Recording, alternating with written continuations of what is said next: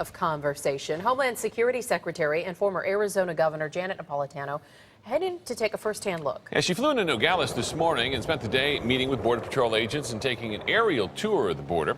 ABC 15's Napolitano Fergani shows us what conditions are like for the people who spend every day battling border security.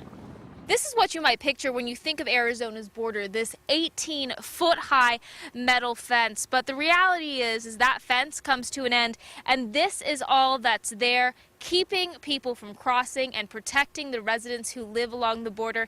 And folks I spoke to say it's not enough. We've experienced break-ins, vehicles that have been stolen. It's the everyday reality of what border life is really like for people like Dan Bell. We've seen the smuggling, we've seen the groups of people coming through, pretty much seen it all. He's a cattle rancher in Nogales, 35,000 acres of his land neighbors Mexico.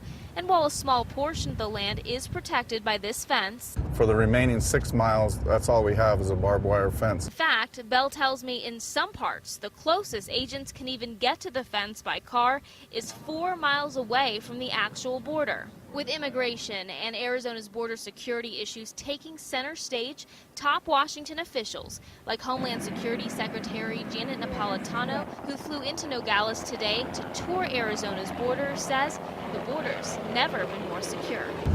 You can also make the statement that in the area where we don't have the ability to get to the border or the infrastructure or the technology on the border, things have actually gotten more dangerous, and it gets more dangerous for those of us who live and work out here and for those that are in the Border Patrol and the law enforcement trying to keep us safe.